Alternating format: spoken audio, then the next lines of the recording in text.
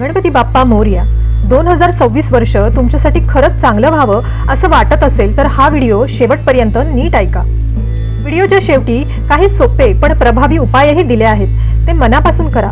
मेष राशीबद्दल 2026 मध्ये ग्रह गोचरानुसार good news किंवा सकारात्मक शक्यता आपण याआधी पाहिल्या आहेतच. जर तुम्ही तो व्हिडिओ पाहिला नसेल तर या व्हिडिओच्या शेवटी मी तो दिला आहे. मेष राशीबद्दल 2026 मध्ये ग्रह गोचरानुसार गुड न्यूज किंवा सकारात्मक शक्यता आपण याआधी पाहिल्या आहेतच. जर तुम्ही तो व्हिडिओ पाहिला नसेल तर या व्हिडिओच्या शेवटी मी तो दिला आहे आणि डिस्क्रिप्शन मध्येही लिंक दिली आहे, तो नक्की पाहावा. कारण गुड न्यूज ऐकणं वेगळं आणि ती प्रत्यक्षात अनुभवणं वेगळं. त्यासाठी प्रत्येक महिन्यात कुठले डूज आहेत, म्हणजेच नेमकं काय करावं हे जाणून घेणं खूप महत्त्वाचं आहे. कारण फळ मिळण्यासाठी कर्म करावंच लागतं. ग्रहगोचरानुसार जानेवारीच्या अर्ध्या महिन्यात म्हणजेच साधारण 1 ते 13 जानेवारीच्या काळात मेष राशीच्या लोकांसाठी एक गोष्ट स्पष्ट आहे. घाई केली तर नुकसान होऊ शकतं. संयम ठेवलात तर पुढचा मार्ग मोकळा होतो. म्हणून आता सरळ मुद्द्यांवर येऊया. या काळात मेष राशीने काय करावं? नंबर 1, खर्चावर लक्ष ठेवा. या काळात अचानक खर्च समोर येऊ शकतात किंवा पैसे जरा जास्त खर्च होऊ शकतात. म्हणून अनावश्यक खर्च टाळा आणि पैशांचा हिशोब नीट ठेवा. नंबर 2, दररोज एक ठोस पाऊल उचला. मोठी उडी नको, पण दररोज काहीतरी करा. फोन, अर्ज, अभ्यास किंवा कामाशी संबंधित एखादा प्रयत्न काहीही चालेल, पण बसून राहू नका. नंबर 3, लगेच निर्णय घेऊ नका. कोणी काही बोललं किंवा एखादी परिस्थिती आली म्हणून ताबडतोब प्रतिक्रिया देणं या काळात टाळा. थोडा वेळ घ्या, विचार करा, मग निर्णय घ्या. नंबर 4, आरोग्याकडे दुर्लक्ष करू नका. थकवा, डोकेदुखी, झोपेचा गोंधळ असं काही जाणवत असेल तर ते दुर्लक्ष करू नका. वेळेवर झोप आणि वेळेवर जेवण खूप महत्त्वाचं आहे. नंबर 5, चुकीची संगत टाळा.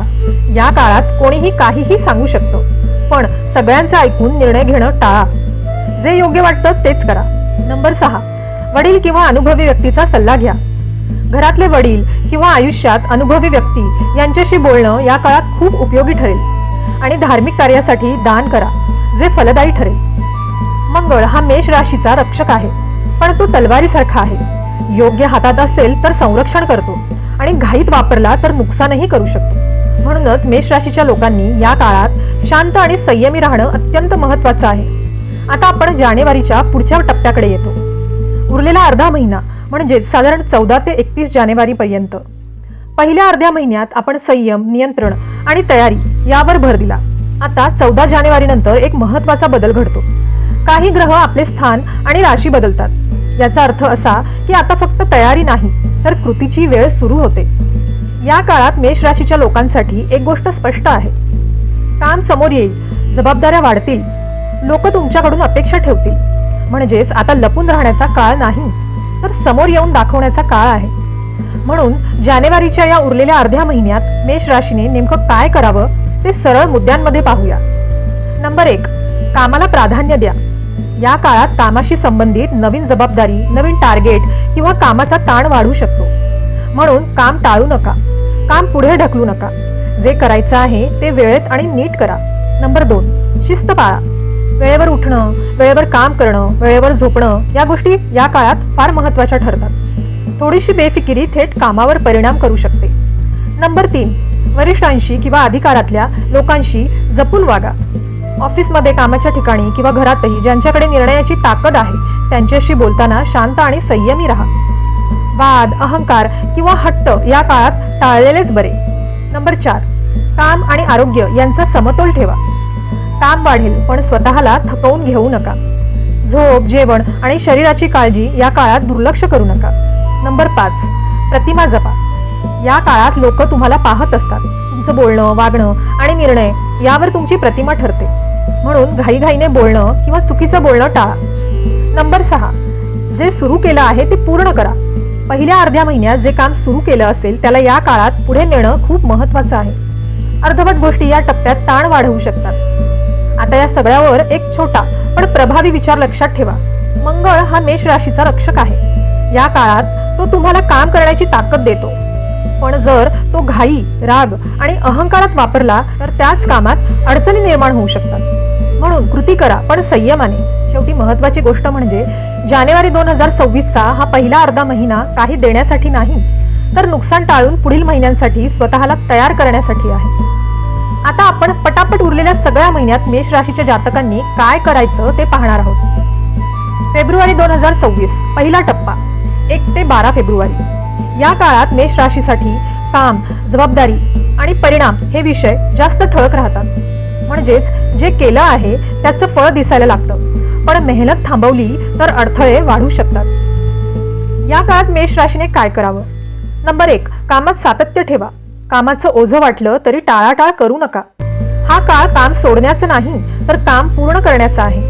नंबर 2, वरिष्ठांशी वाद टाळा. ऑफिस, व्यवसाय किंवा घरात अधिकारात असलेल्या व्यक्तींशी संयमाने वागा. अहंकार नुकसान देऊ शकतो. नंबर 3, जबाबदारीपासून पळ काढू नका.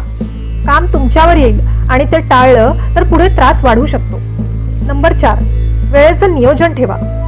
उशीर, आळस किंवा विस्कळीत दिनचर्या कामावर थेट परिणाम करेल. हा टप्पा पाया मजबूत करण्याचा आहे, नवीन प्रयोगांचा नाही. फेब्रुवारी 2026 दुसरा टप्पा 13 ते 29 फेब्रुवारी.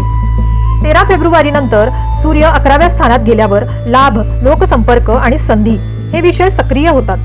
म्हणजेच मदत मिळू शकते, ओळखी उपयोगी पडू शकतात, अपेक्षित गोष्टी हळूहळू जवळ येतील. या काळात मेष राशीने काय करावं? नंबर 1, लोकांशी संपर्क वाढवा. जुन्या ओळखी रिवाईव्ह करा. योग्य लोकांशी बोला. एकट्याने सगळं करण्याचा हट्ट टाळा. नंबर 2, टीमवर्क स्वीकारा. एकत्र काम केल्यास फायदा जास्त होईल. नंबर 3, उत्पन्नाच्या संधी ओळखा. छोटा फायदा किंवा साईड इन्कम याकडे दुर्लक्ष करू नका. नंबर 4, अपेक्षा वास्तववादी ठेवा. सगळं लगेच मिळेल असा हट्ट धरू नका, पण योग्य दिशेने हालचाल सुरू ठेवा. हा टप्पा मेहनतीचं फळ दिसायला लागण्याचा आहे. म्हणजेच फेब्रुवारीचा पहिला टप्पा कर्तव्य आणि संयम आणि दुसरा टप्पा लाभ आणि संधी. जर पहिल्या टप्प्यात काम प्रामाणिक केलं तर दुसऱ्या टप्प्यात त्याचा फायदा नक्की दिसेल. जानेवारी नंतर फेब्रुवारीमध्ये मेष राशीने काम थांबवायचं नाही, पण दिशा बदलायची आहे. मेष रास मार्च 2026 पहिला टप्पा 1 ते 14 मार्च. या काळात मेष राशीसाठी खर्च, थकवा आणि अंतर्मुखता हे विषय ठळक राहतात.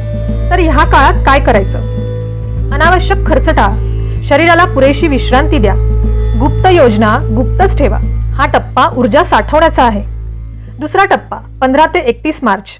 सूर्य लग्नस्थानी आल्यावर आत्मविश्वास आणि नवीन सुरुवात सक्रिय होते. तर ह्या काळात काय करायचं? नवीन कामाची सुरुवात करा. स्वतःचे निर्णय स्वतः घ्या. आत्मविश्वास दाखवा, पण अहंकार टाळा. हा टप्पा स्वतःला पुढे आणण्याचा आहे. मेष रास एप्रिल 2026 पहिला टप्पा 1 ते 13 एप्रिल. स्वतः, शरीर आणि प्रतिमा याकडे लक्ष द्यावं लागेल. तर ह्या काळात काय करायचं? आरोग्याकडे लक्ष द्या. बोलताना संयम ठेवा. स्वतःची प्रतिमा जपा. दुसरा टप्पा 14 ते 30 एप्रिल. सूर्य दुसऱ्या स्थानात. धन, कुटुंब, बोलणं सक्रिय. तर ह्या काळात काय करायचं? आर्थिक नियोजन करा. कुटुंबात शांत संवाद ठेवा. कठोर शब्द टाळा. मेष रास मे 2026 पहिला टप्पा 1 ते 14 मे. तर ह्या काळात काय करायचं? कामासाठी पुढाकार घ्या. लिखाण, बोलणं जपून करा. भावंडांशी संबंध सुधारा. दुसरा टप्पा 15 ते 31 मे. सूर्य 4थ्या स्थानात. तर ह्या काळात काय करायचं? घरगुती विषय शांततेने हाताळा. वाहन, प्रॉपर्टी निर्णय जपून घ्या. भावनिक प्रतिक्रिया टाळा. मेष रास जून 2026 पहिला टप्पा 1 ते 14 जून. तर ह्या काळात काय करायचं? अभ्यास किंवा स्किल वाढवा. मुलांशी संयम ठेवा. सर्जनशील काम करा. दुसरा टप्पा 15 ते 30 जून. सूर्य 6व्या स्थानात. तर ह्या काळात काय करायचं? दिनचर्या शिस्तबद्ध ठेवा. वाद टाळा. आरोग्याकडे दुर्लक्ष नको. मेष रास जुलै 2026 पहिला टप्पा 1 ते 15 जुलै. तर ह्या काळात काय करायचं? जोडीदाराशी संवाद ठेवा. भागीदारीत स्पष्टता ठेवा. गैरसमज टाळा. दुसरा टप्पा 16 ते 31 जुलै. सूर्य 8व्या स्थानात. तर ह्या काळात काय करायचं? धोका टाळा. कर्ज, उधारी जपून घ्या. धोका टाळा. कर्ज, उधारी जपून करा. मानसिक शांतता जपा. मेष रास ऑगस्ट 2026 पहिला टप्पा 1 ते 16 ऑगस्ट. तर ह्या काळात काय करायचं? धार्मिक कार्य, दान करा. लांब प्रवास नियोजनाने करा. गुरुजनांचा सल्ला घ्या. दुसरा टप्पा 17 ते 31 ऑगस्ट. सूर्य 10व्या स्थानात. तर ह्या काळात काय करायचं? कामात नेतृत्व घ्या, सरकारी अथवा वरिष्ठ विषय हाताळा, जबाबदारी स्वीकारा. मेष रास सप्टेंबर 2026 पहिला टप्पा 1 ते 16 सप्टेंबर. तर ह्या काळात काय करायचं? संपर्क वाढवा, उत्पन्नाच्या संधी ओळखा, मित्रांची मदत घ्या. दुसरा टप्पा 17 ते 30 सप्टेंबर सूर्य 12व्या स्थानात. तर ह्या काळात काय करायचं? खर्च नियंत्रणात ठेवा, विश्रांती घ्या, गोष्टी गुप्त ठेवा. मेष रास ऑक्टोबर 2026 पहिला टप्पा 1 ते 17 ऑक्टोबर. तर ह्या काळात काय करायचं? आरोग्य सुधारणा, स्वतःचे निर्णय आणि आत्मविश्वास वाढवा. दुसरा टप्पा 18 ते 31 ऑक्टोबर सूर्य 2ऱ्या स्थानात. तर ह्या काळात काय करायचं? आर्थिक शिस्त, घरात शांतता आणि बोलण्यात गोडवा ठेवा. मेष रास नोव्हेंबर 2026 पहिला टप्पा 1 ते 15 नोव्हेंबर. तर ह्या काळात काय करायचं? कामासाठी पुढाकार घ्या, प्रवास फायदेशीर होईल, आत्मविश्वास ठेवा. दुसरा टप्पा 16 ते 30 नोव्हेंबर सूर्य 4थ्या स्थानात.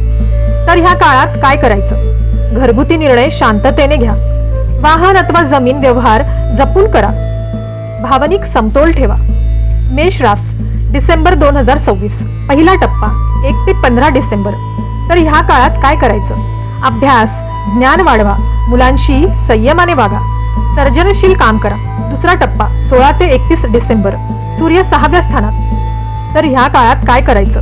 दिनचर्येत सुधारणा करा, वाद टाळा, वर्षाचा आढावा घ्या. आता ह्यावर सोपे पण प्रभावी उपाय पाहण्याआधी वक्रतुंड ज्योतिष चॅनलला लाईक, शेअर आणि सबस्क्राईब करा आणि बेल बटनवर क्लिक करायला विसरू नका, म्हणजे येणाऱ्या नवीन व्हिडिओचं सगळ्यात आधी तुम्हाला नोटिफिकेशन मिळेल.